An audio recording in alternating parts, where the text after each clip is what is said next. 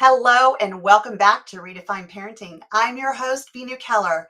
I want to welcome you to Spanglish World Network and Her Network on Zingo TV, channels 250 and 251. Please remember to download both the Zingo TV app on the respective app stores and on iOS and Android devices. While you download, make sure to rate and leave a comment. The app is free. Zingo TV is also available on Google Chromecast, Amazon Fire Sticks, Roku Sticks, and all smart TVs 2016 and forward.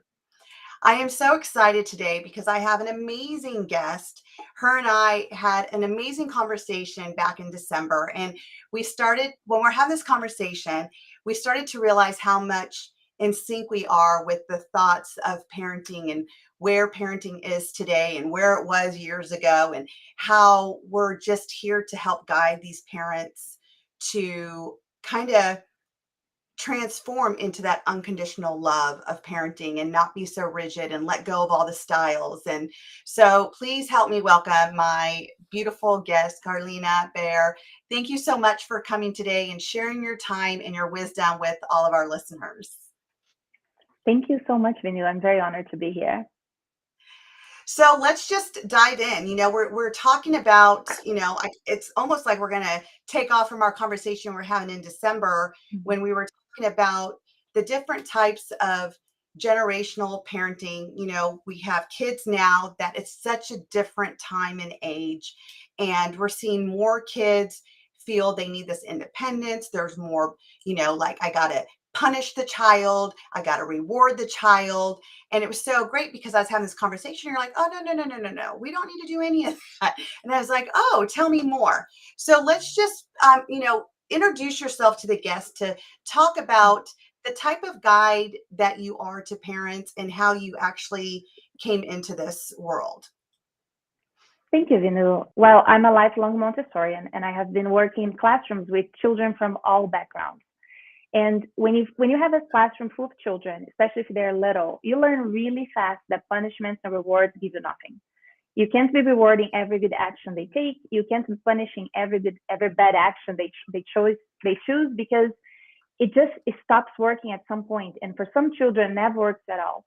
But something that really works for all children and for all humans is connection. Children are wired for connection. They crave connection, and they crave the type of love that is unconditional and not transactional. Children are very wise. They notice fast if you are only loving them when they do certain things and loving less, or withdrawing your love when they do other things. And then they start understanding or believing that their self-worth is conditional on their behavior. And that can create all kinds of mistrust in the world, right? We all have a story where, as a child, we just wish someone would trust us, would believe that was happening to us. And we don't want that to happen to our children today. So when we create a relationship with our kids that is really based in trust, and we expect the best out of them, and we appreciate when they're doing something good, but we do not create a relationship between their actions and our love, but they understand that our love is unconditional, and we will love them through the highs and lows all the time, then this relationship becomes one where you can truly influence your children. And that's what we want. We want to influence our children when they're 5, when they're 15, when they're 30. We don't want to lose that power of influence that we have, because we want the best for them. So that's where it comes from.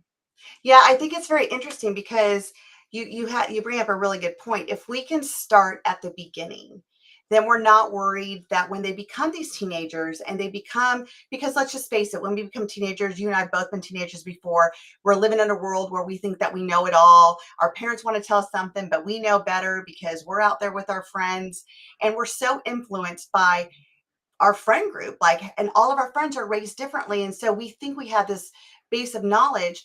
And I don't know for you, but for me, it was very difficult to go to my mom because I was raised, in an Indian home, but in California, first generation. And so here, the ideas that I was being fed by my peer group was definitely different from the raising I was having in the cultural home I was raised in.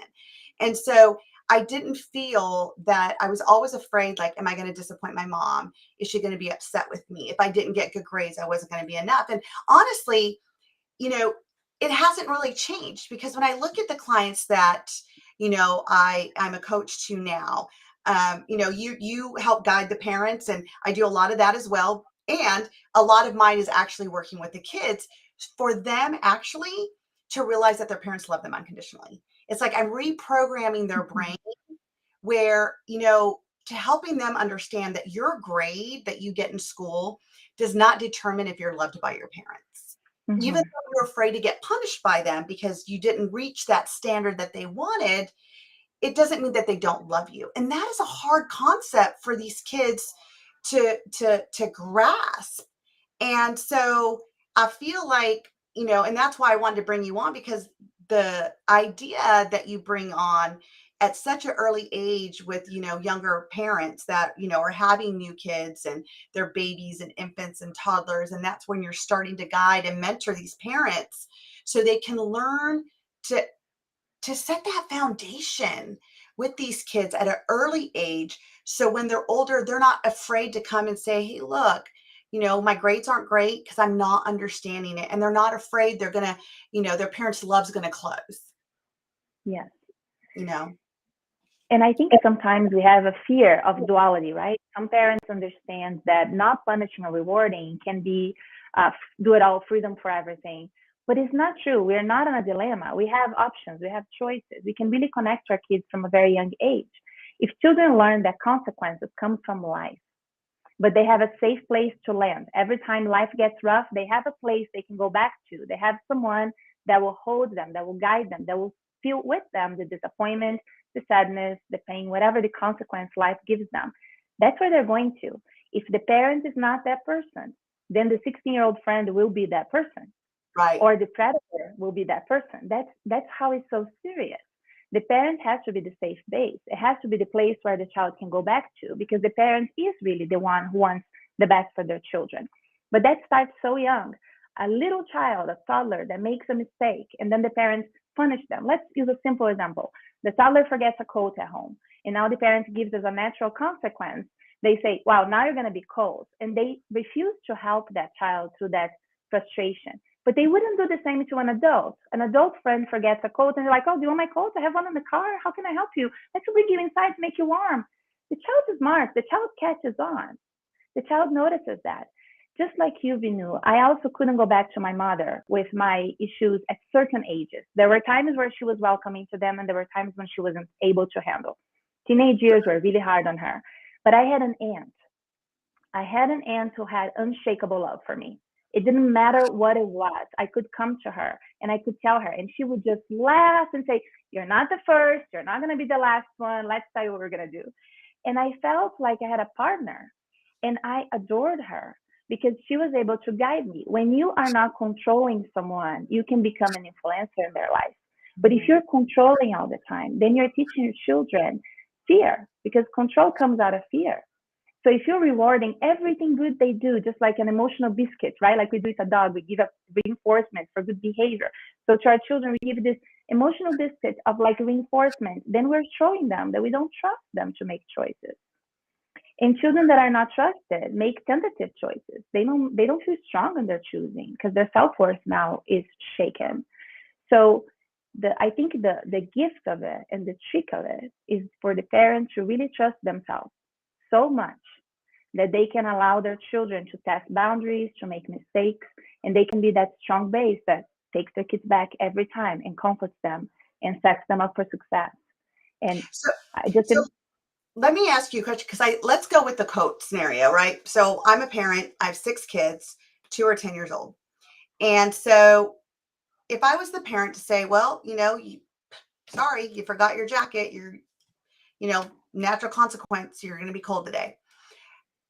What would you guide me as your client to do? Like, how would you tell me so I'm not, because what happens is if I continue to come back and get the coat, and I continue to come get back the coat, and it's always happening, and we've tried different strategies for him to remember his coat and he's still forgetting it, how am I not enabling him to not take responsibility for himself to remember the code? And also, it's making everyone late. So it's not just his consequence being late for school. Now his sister has to suffer. Now, this is all hypothetical because I think it's a great way yeah. to, a Mm-hmm. simple example. So you can help me as a parent also, but also our listeners out there. So what do we do? Because I Yeah. know as a parent, I feel like I'm enabling it then. Yes. So it really it comes down to what is that we expect from our children. Do we expect the best, or do we expect them to be always a little mischievous, right? If we choose to expect the best out of our children, then you have to believe that they're forgetting their coats truly. They're not just leaving the coats behind because they don't care. They're truly behaving in a way that is in alignment with where they are. Maybe they're distracted. Maybe they have too many things to take care of. Maybe they're one of those kids that don't think of those things. If that's a pattern that you notice, then you can come to this child and say, you know what? Chances are high that you might forget your coats today. Would you like to put it right by the door so you don't forget? Or would you like to put it in the car so you don't forget? Let me support you. And you can ask this child, especially if it's a 10-year-old, how can I best support you? Because as your parent, I do not wish for you to be cold. But I also don't feel the desire to carry your coat for you all the time. It doesn't feel good to me. So how would it be a good way to support you? So this way we can have your coat. If you think about it, you are really creating a skill in this child of planning now. Now you're creating an opportunity, which was a problem, now is an opportunity. You're working together, and your child has the total trust that you have their best interest in mind, and that you trust that they're truly forgetting, that they're not being silly or bad kids, right? Because sometimes for a parent, you get overwhelmed on the daily activities, and you start to think, oh my gosh, this kid is doing this just to drive me crazy. But you have to sometimes take a break and talk to the child and say, help me understand. You forgot your coat. And that came from where? Were you distracted? Were you overwhelmed? There was too many things. Were you sad? Right? And try to understand where it's coming from. The long term is to prepare a child that in life don't forget their coat. So your long-term activity as a parent is to model real life to your child. And in real life, as a 10-year-old is forgetting the code. And as a 22-year-old is forgetting to pay the mortgage. And as a 35-year-old is forgetting something else, right? So you're trying to create strategies for this child, and you're trying to model an adult. So the child knows they have someone to lean in. And let's say that after all of this, your child forgets the code. Now you come to them with compassion, like you would to an adult, and say, this must be really hard. I hope you're not embarrassed. I hope you're not feeling too bad that you forgot your code. How can we solve this problem now? So you are the person that is coming back, and they trust, they create that action creates a reservoir of trust that is always growing, always growing, always growing. So your child starts to expect the best out of you also. And they, instead of saying, oh, my mom's so punishing all the time, she has no patience, they start to feel, wow, she really cares. They might not have full words for this, but they have this feeling. And that's a beautiful goal to have as a parent. I think that is amazing. I definitely do. I love this opportunity because I, again, and I want to share this with my guests as well.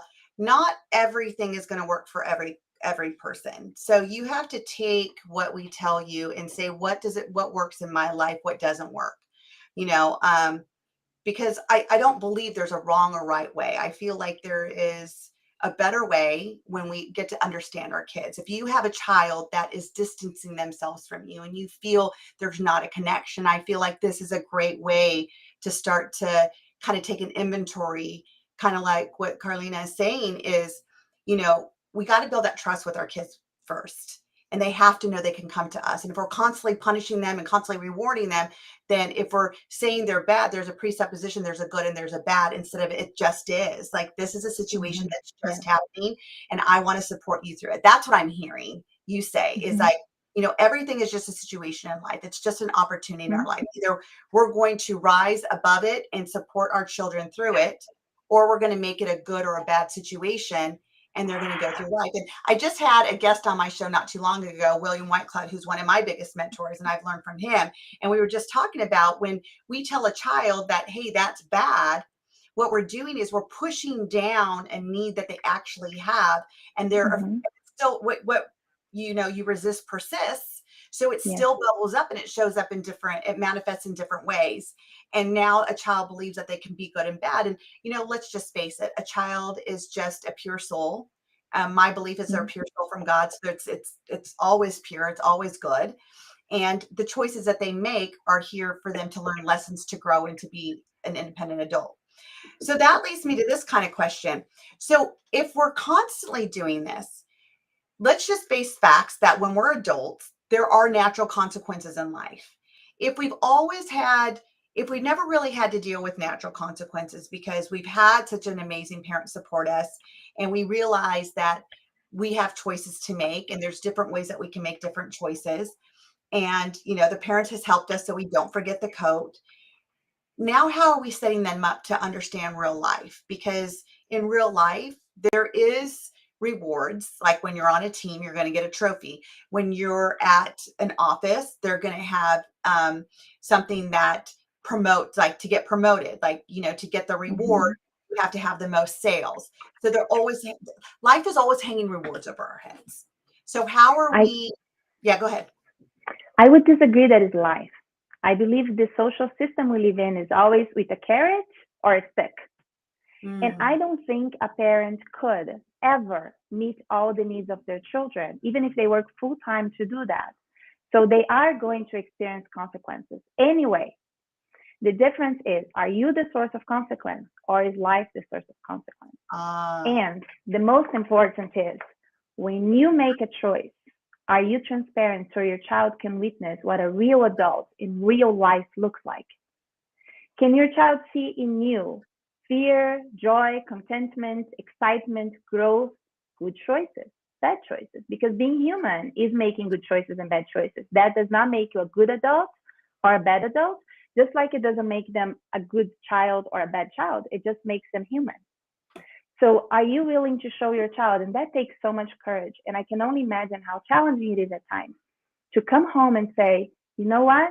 Today I made a really bad choice and this is what happened. And I'm thankful I can come home now with my family where I can find some comfort. mm, Now, to have the courage to do that and that level of vulnerability to show your child that you don't make good choices all the time, that's the big challenge of parenting.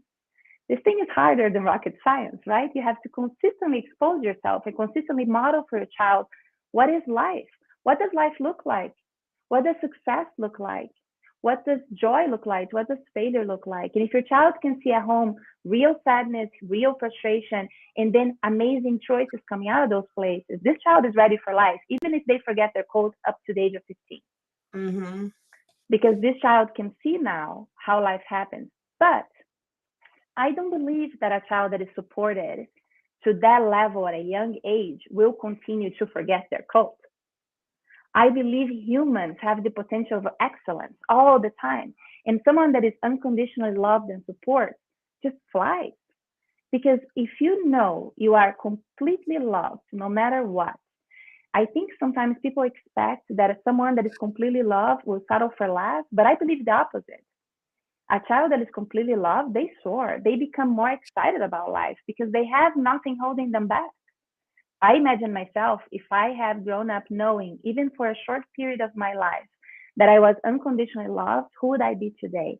And how would I relate to the world? What would be my vision of the world if I had grown up with that experience? So Mm, my desire is that children will have that experience, and then let's see what type of transformation they can create the world. Perhaps they will be the generation that will stop giving gold stars for those that do good and will just expect humans to do good because that's human nature. right. That's what I believe. Yeah. I love your explanation. So I'm going to ask some more questions because I'm just thinking of questions because let's just face it, this isn't the way that we were raised. Like we were raised that you're going Mm-hmm. to get punished if you don't do good, you're going to get rewarded if you do, if you do good, right? So, like one question might be, is it possible that kids still feel loved even though they're being punished? Do you think that kids don't feel loved if they're punished? Do you think that kids feel that it's conditioned that when they're being punished, they're not loved? I don't believe that. I believe that children are just amazing and forgiven. And I can even see some of the adults I work with, they have such a desire to protect their parents that they explain how they're better because they got punished. Because humans have a desire of protecting that which we love, and kids are born out of love. They are pure love. The problem is their self worth, what they really think of themselves. Mm, They don't think they're not loved, they think they're not good. They think they're not doing good. They think they're not measuring up. It's their self-esteem that gets affected. Can you imagine having unconditional self-esteem? Unconditional. You just show up and you're fine. Like a 3-year-old who just shows up and they are fine. They have unconditional self-esteem. Where does that go? How dare us polish that out of them? Mm. So that's what I'm talking about. I don't think children will grow up. Neither one of us do. We don't look back and say, oh, my parents didn't love me. Quite the opposite. My parents loved me. They did the best they could, and their best is not a tenth of what I wish for children today. Mm-hmm. I think children deserve better. And I know, I'm fully aware they loved me best they could and they did the best they could. So the reason I am in this business was because I found a lack in my life that I went searching for answers, and now I have some. Perhaps if my parents have loved me unconditionally, I would be doing something else with my life. And it is a trend if you look at it. Us parents, coaches, guides, mentors, we all have a story, We right? do. But we don't doubt our parents' love. We just didn't felt it to the point that our self-esteem and our self-worth rised up. Right. And it's such a great point too, because I think that's true. I think that I was guided into this because one of the things that, why kids talk to me is because I get them. Like I ask them the questions I wish people would have asked me instead of being Mhm. critical. I wanted people to be curious. I didn't want people to assume why I was self-harming. I didn't want people to assume why I was pulling away and I felt depressed. Like there was just so many assumptions, like let's give her medication, let's do this, instead of asking me like what was my pain points, like what was going on where I felt I had to release through cutting. Nobody was asking. They were just making assumptions. And now I was led to this work, I think, because of the life that I had. And I wouldn't change it for the world because now that I know better, I can do better. And that's what, I feel like we're both doing. We're here to be that conduit to say, hey, there's a different way. And let us Mhm. show you what that is and let's show you the results. And, I remember, so when I was younger, my mom would like take my ear, twist it, and then pull. And so my ears will Mhm. always be pulled and my hair, she would take my hair, turn around and pull my hair. And, and she was a yeller. And I would say, you know what? I'm never going to yell at my kids. I'm never going to pull their ears or their hair because I knew how much it hurt me. Well, I became a yeller. And there was one time I pulled my son's ear and he's going to be 29. So I'm just going to say he got through that one opportunity. And my mom saw me and she's like, Veenu, what are you doing? And I'm like, I mean, I'm lucky I can still hear out of my right ear, Mom. What do you mean? What am I doing? And it was literally the first time I ever did it. And she's like, oh, no, you can't do that. You cannot do that. You will hurt his hearing. And I'm like, what? I can't hear you out of my right ear. Always took my right ear. And so I kind of laughed about it. And I said, well, Mom, that's interesting. And she says, you know what, Veenu? I didn't know better. And she Mhm. goes, but now I know better. I want you to do better. I want you to be a better Yeah. mom than I was to you because I didn't know. And now that I Mhm. do know, it's so important that I'm teaching you. And Mhm.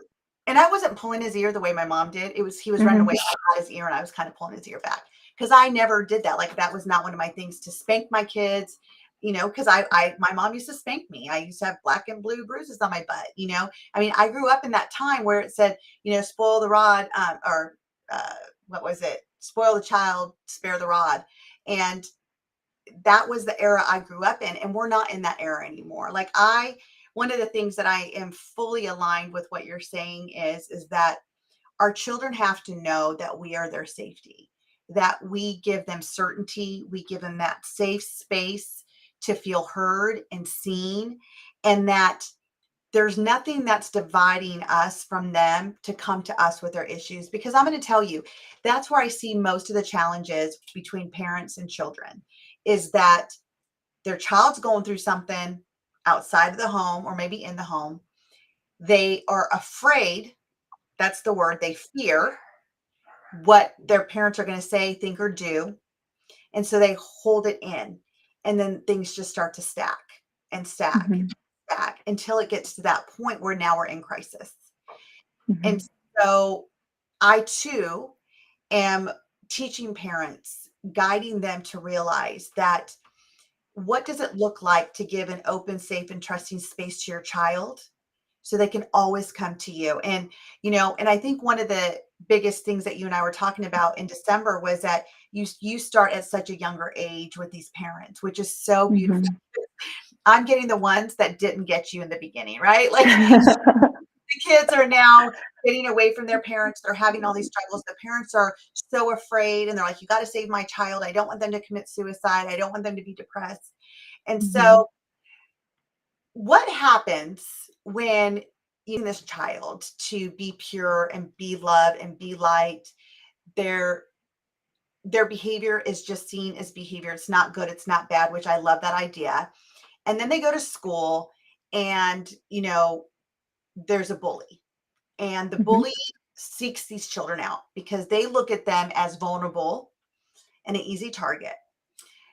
How would you support your child when the school doesn't listen to you?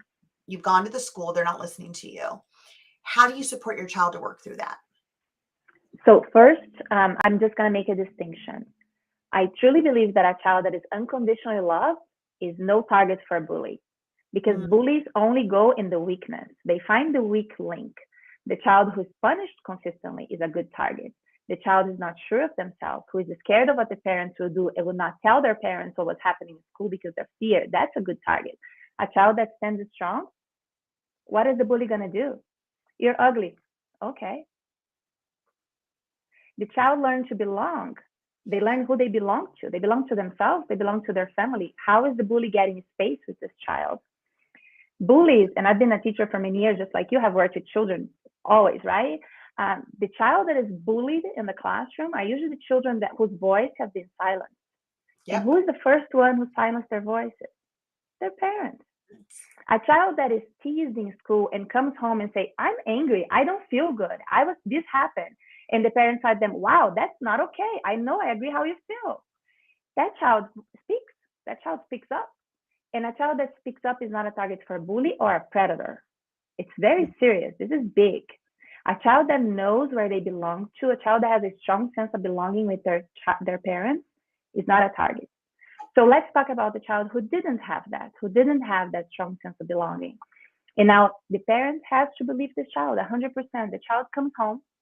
Let's use an example. Perhaps this child came from foster care, right? So you didn't raise the child up to this point. Or perhaps this is your niece or nephew that is under your guardianship for some reason, right? Something happened there because a child that was raised and become a target, the parents can solve it now because the parents, first of all, don't believe their children. They don't expect the best out of their kids, so much so that they have been raising carrots in front of them their whole lives, trying to make them comply as if they weren't able to make good choices just for the sake of making them. Right. But let's say this child has been raised in a more weaker form and now this child is being bullied. Number one is to believe the child 100%. You believe the child completely and then you believe them more. And when the world says no, you say yes and you take their back. And in a 1% chance that your child is lying to you, they will understand that they're safe to tell you the truth. But in the times when they're not lying to you, oh my gosh, what a shock for their nervous system to be trusted and believed. To really say, this is happening to me, and have someone who completely believes them. Someone that doesn't say, but what did you do? Someone that says, tell me more. I'm curious. What happened? Where were you guys? Who was there? How is this okay? How did you feel? Tell me in your body. Where did it feel in your body? Did you feel a knot on your stomach? Did you feel hot in the face? Is that red? Did you feel like your armpits getting sweat? How did it feel in your body? Oh, I know that feeling. Is that anger or frustration? Is that sadness or fear? What is it? Help me understand. This child will talk, and a child that talks gets empowered because that's what we do as humans. We talk, we relate to create connection. Our communication is our connection. So the child now connects with his parents and gets stronger. The next day, the bullying has less access, even if the school and the teacher don't do anything about it. Because here's the thing, you can't control what happens outside of your house. All you can control is inside your domain. You can even control when you go to a friend's house with your kids.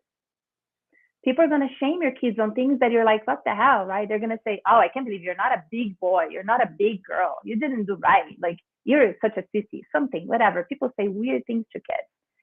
But your child will look at you and you both have that look of like, they don't know any better. We know, you and I, we know. Mm. And that's beautiful. This child will get stronger. Yeah, I think there's also another side of bully that I've seen also, and it's watching their parents be the bully, watching their parents Mm-hmm. overpower. So you have to be bigger and louder and put people down to get the strength because that's what they're looking for. They're looking for their significance. The bully's looking for self-worth. That's what the bully's Yes. doing. because they Yes. don't have it. It's not innate in them. And like what you're saying and what you're sharing with our listeners is that if you start at a young age, this self-worth is going to be innate inside of them. It's going to be what's blossomed inside of them from the day that they've been born, and it's just going to grow bigger and bigger because they know that they got you on their side. So when you have this person that's overpowering, and anybody at that point's a victim. It doesn't matter if you have self-worth or not. Like they will just come if they feel like that's the person they want to target because they need to be bigger and badder and bright. So, do you is there a way to teach the child to, stand their ground? And because there's still like, even at home, if there's not consequences and rewards, there still is at school. Like Hmm. it's a huge reward system at school. It's a huge consequence Yeah. system at school. So if they do stand up for themselves, and then they get in trouble at school, how are we helping them if they haven't been raised in that environment to accept what happens at school and decipher from like, okay, I mean, you've never taught me that I'm good or bad. I just am. I'm a light and I know that at home, but now look at what's happening at school. Is there a disconnect? Let's talk about the biggest bully that has ever been in the history of this planet, Hitler. Biggest bully there is, right? One of my life heroes is Dr. Edith Eger. She's 104 years old right now. She has two gorgeous books, The Gift and the Choice, and it's about her experience at, I can't pronounce the name of the camp, the concentration camp she was at because it's German and I don't do German very well. But she was at the We concentration can just camp. ask your husband, right?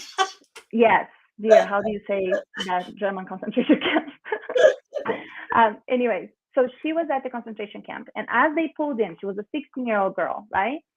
And as they pulled in, her mother looked her straight in the eye and say, "No one can control what you put in your head." Mm, She survived the concentration camp. She and her sister.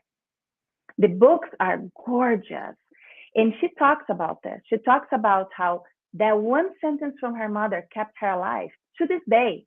And she even jokes that her payback to Hitler now is her children and her grandchildren. She even has great grandchildren now, right? She's my life hero. She's the most beautiful woman. If your child understands that what's in their mind is a power trick, what is there anyone to do, right? And if your child, so you're asking me about a child that perhaps don't have a strong home system. Hopefully they have an aunt like I did, or a coach like yourself, or someone that will be in their corner. A grandma. Grandmas are the best because they make all the mistakes with their kids, and then they learn, and now they know better, and then they don't make mistakes with the grandkids. Grandmas are amazing. And then the children of them say, "You did that to me, but no, not to my grandbaby," right? right? Just like your mother did. I do So it all the time to my mom. I'm like, wait. You didn't do that to me because it's different. It's my grandchild. Oh, okay. exactly. The grandkids are holy, right? So, hopefully these children have one person. Maybe there's one teacher in that school. I had a really hard time at my school, and I had this one teacher who believed in me completely. And he would take me to his office to do my math homework because he knew I wouldn't do it at home. And if today I have achieved all the education I have, it's because of this one teacher. Elio was his name. And he was amazing. He saw the potential and he just went for it, right? So each one of us will have, hopefully, that one person that will be a safe place. And hopefully this one person will be equipped to give this child some words that will really heal and protect them. Because we can't stop bullies from existing, or we would, right? Right. They will happen. But we can help children learning to have things in their mind that are protective. I love it. I love it. Mm-hmm. And I think that this is so beautiful. Like it's such a different, natural way Mm-hmm. of dealing with this instead of saying, I got to go to the school and people need to do this. And because we can't control other people's behavior. But what Mm-hmm. we Yeah. can help is install in our own children that they can control their own. And I love that no one can control what goes into your mind. You Mm-hmm. got to be the gatekeeper, right? You got to be the gatekeeper of your mind and what you allow to go in there. And like, that's some of the things that I tell my kids all the time. Like they want to watch YouTube and stuff. And I said, you may watch YouTube if it's a how-to video. And like they'll ask me questions on the way to school. They're like, Mom, how deep is the Nile River or something like that. And I'm like, you know what? That is a great thing to ask YouTube and watch a video on it. We were talking about my time in Africa recently, and they're like, Mom, hippos are the fastest. And I'm like, that's what I've been told. And they're like, do you know how fast a hippo goes? I said, no, but we can sure as ask YouTube today when you get home, because again, I want them to put good things in their minds, and I want Mm-hmm. them to continue to be curious. And now we have so many avenues to fulfill that curiosity with the internet now, and there's a safe way we can do it. And so that's one of the things that I do, because I want them to know that they're the gatekeeper of their mind and what Yeah. goes in that. Even at a young age, they think it's not a big deal. You and I know it is a big deal, because as Mm-hmm. emotions stack inside of us, so does the stuff that they filter in their mind. It's stacked. Mm-hmm. And then they get confused of like which choice to make and what not. So let's go into that question again that I was asking, is like, if home is such a nurturing environment and there is no good and bad, you're a pure soul, I love you, and I'm going to support you in making choices that will take you towards what you want in life, not away. Um, what happens at school when there is a reward system and there is a consequence system? How does a child decipher, like, who they really are? Do you feel like it takes away from their self-worth and self-esteem that you as a parent have been establishing within them?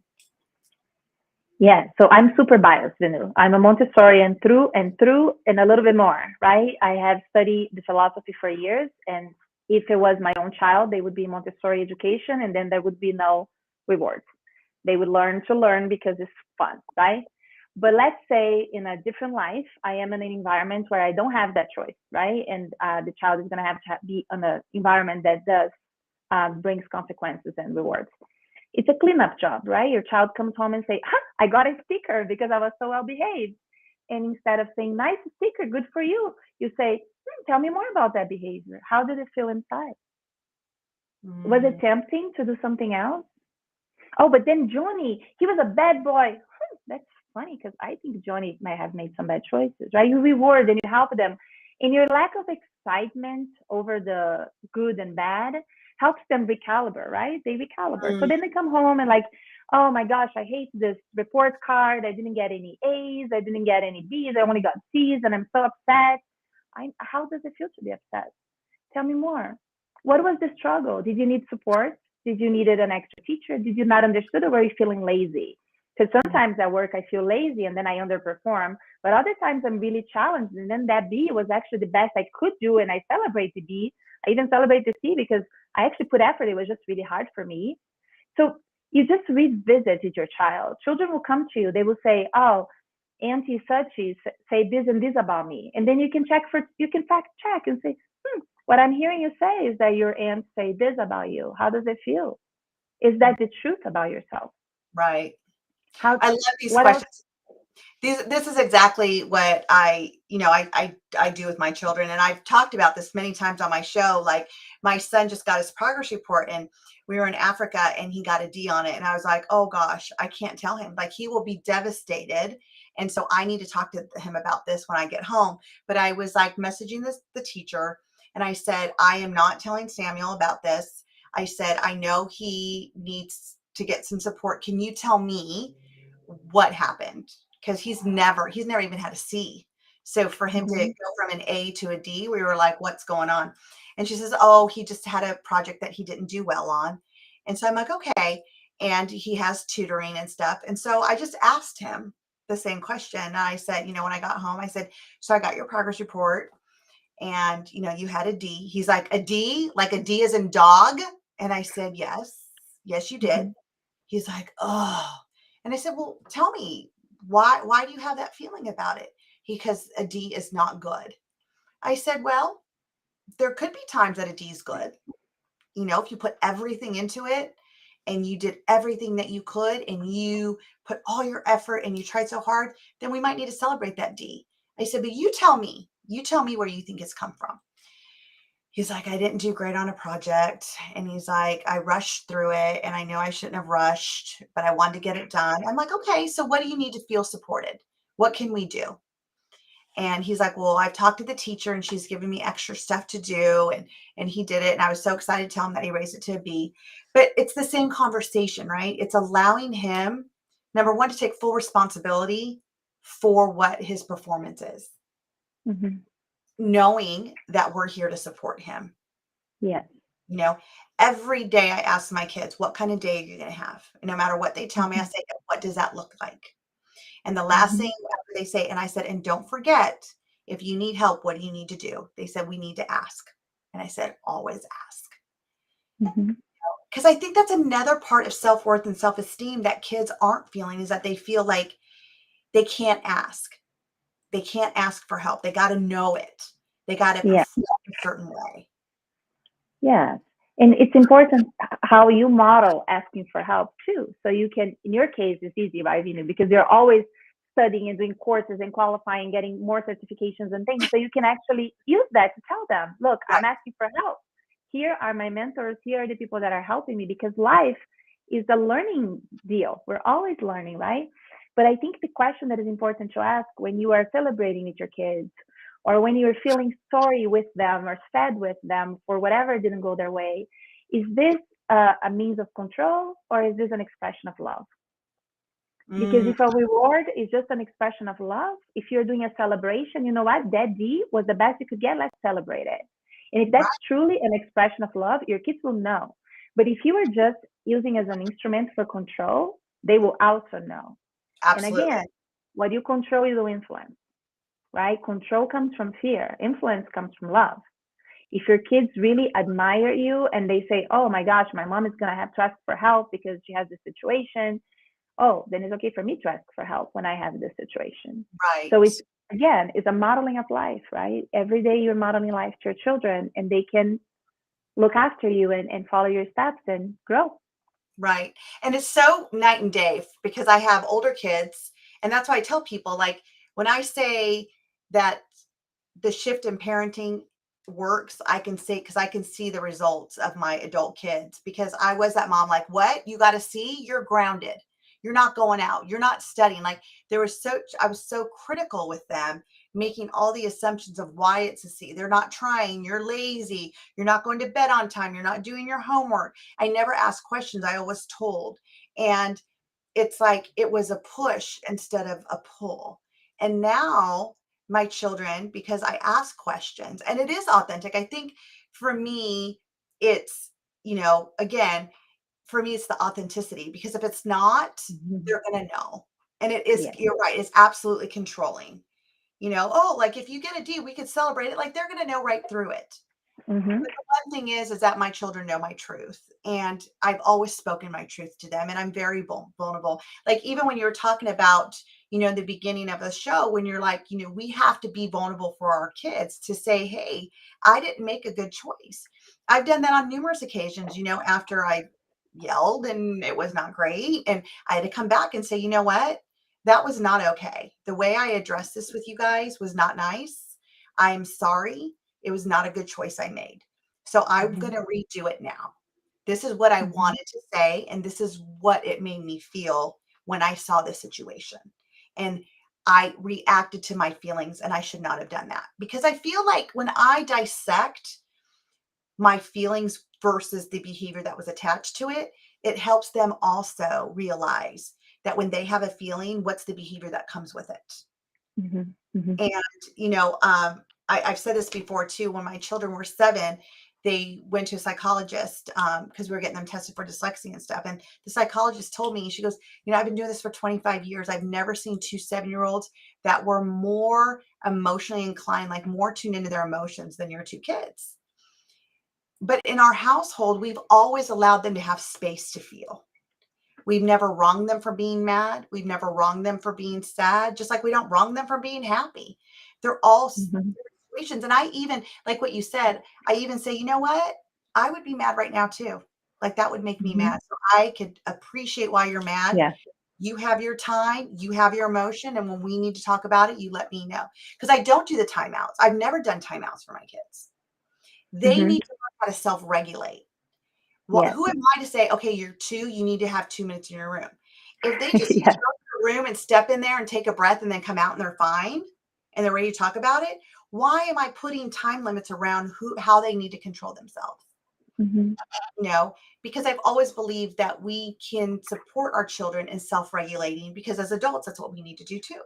We need to self-regulate and be in tune with what we're feeling and stuff. So I love this. I love this whole idea. And, since we've talked, I've been slowly shifting some of the stuff because I was all about rewards. I'm like, no, I'm Mhm. going to reward it. And I'm like, okay, no, we're not. We don't want to make this good and this bad. We want to just make it a situation. And how can we support that? So Yeah. I love this work that you're doing. Thank you, Veenu. That makes me so happy. Thank you. So what about when you have, because we still have a few more minutes, what about the spirited kids? I'm sure you've heard this, like some people call them the spirited child, some people call them the wild child, the child Mm, that still that is constantly in mischief, constantly making choices that are not great.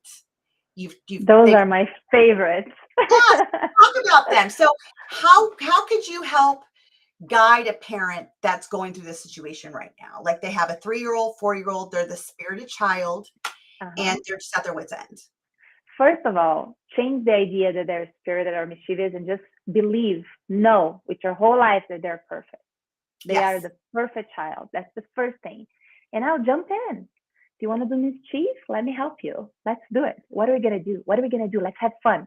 And then model to them how to do things that are not hurtful, that are not destructive, but they're still fun because you can't take the fun out of the child, but you Mm, can guide the fun to really exciting things. So in my classroom, I had for many years a challenge with all the teachers of the impossible child. We called the impossible child challenge. So they would go through the school and choose by hand the children they would call the impossible and give it to me to see if I would finally say this child is impossible. And I just love the challenge because it made me so much better. Because anytime a child comes in and they have that sparkle in their eye, you do not want to ever destroy that sparkle. yes. That's the mission. That's what they came to this world for. They're going to disrupt and change something big. They're going to change history, right? Those are the big ones. And those are the kids we need to be more careful with because a lot of forces will come trying to smash them down, silence them, quiet them, make them small, control them, put them in a box. But our job as a parent is to actually give them wings. So, are you into mischief? Let's do it together. Let's create situations where it's fun and exciting and beautiful and happy and we can bring joy to others. Because what they want is the laughter. They want to look at you cracking up at the end. That's what they're going for, right? They are not trying to hurt your feelings, but you have to trust them. You have to trust that they're going for the fun and excitement, especially the little ones. So join them, have fun. I mean, what else is there to do as a parent that is more important than having fun with your kids and to enjoy? They grow so fast. I love this because one of the biggest things I see when people are like, oh, the spirited child, the wild child, it's like, what do you want to do? Break their spirit? Because they've come to Mm-hmm. this earth with this full of joy and leadership already innate in them. Why would you want to take that away from them? It's channel it in a positive way where it's Mm-hmm.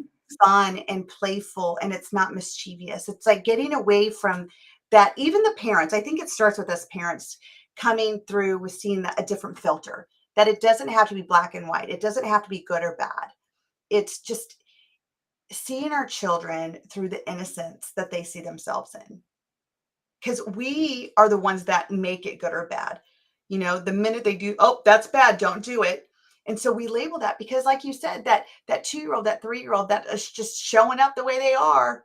You know, Mm-hmm. there's no, filters for them. There's no like, oh, they may not like me. They do like me. They don't care. They're just showing up. Yes.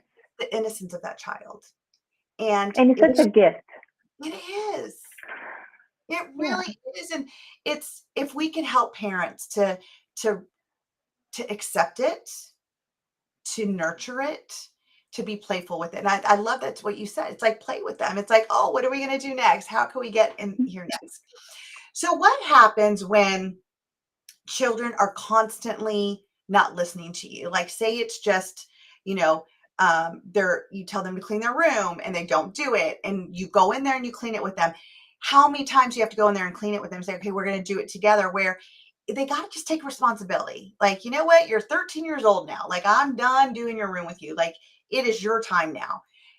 How do you do that when there's no consequences, or that's a situation, or like if the child's sneaking and sneaking out at night to meet a boy or things like that? Like, how do these Mhm. parents continue to do the not good and not the bad and just nurture them?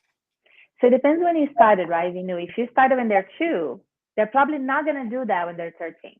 True story. Because when they're two, they always say, by myself, by myself. So you're like, okay, make your bed by yourself. And they do it. And then they keep doing it for the rest of their lives. When they're two, they're trying to sneak out of the house and you say, let me open the door for you. And they open the door for you and you open the door for them. And they're like, oh, I have an ally here. So when they're 16, they're like, I really want to go to this party. My boyfriend's going to be there. And instead of saying you're not going, you say, let's assess for safety. And now you have a partner and your child is like, oh my gosh, I have a partner. Woo-hoo. So if you start when they're little, you're building this reservoir of trust. If you're starting when they're 13, then you have to heal in yourself, your ability to trust yourself. And through that self-trust, now you can teach your child to trust you also. And that's a little bit harder. So that when parents come to me with that, I say, call Veenu because your child is 13. Come to me when they're 3. I know. And when I get calls when they're younger, I'm like, you know what? You need to go to Carolina. She's going to help you with your parenting. And then Yes. you probably don't need me later. I love it. I love it. I love it. Okay. So we have 1 more minute. Thank you so much for being here. If you could leave our listeners with, 1 or 2 golden nuggets, what would you want them to realize? So I think the most important thing for a parent is to understand that embracing success is very different from being afraid of failure. So just embrace success with your children, embrace them, all that they are, everything about them, and just be all in for success and you're going to succeed, period. Don't be afraid of failure. You got it. I love it. I love it. Thank you so much for being here. Thank you for your valuable advice, your guidance. It's just, I love it. Like there's so many things I want to do differently now, even with my own children. So thank you for bringing this newness. And this is what Redefine Parenting is, right? We're redefining the way that we thought parenting needed to be.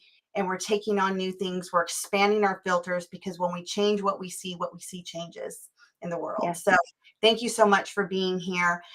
If you're finding value in the conversations here on our show, please join our Redefine Parenting group on Facebook for even more tips and conversations. Do someone you know a favor and share my group with them as well, so they too can hear what they need to in order for them to feel supported in their parenting journey. This show can also be heard on Spanglish Radio Network. Please check out www.spanglishworld.ca for all the news and programming. Spanglish World, watch it, hear it, read it, download it, and live it.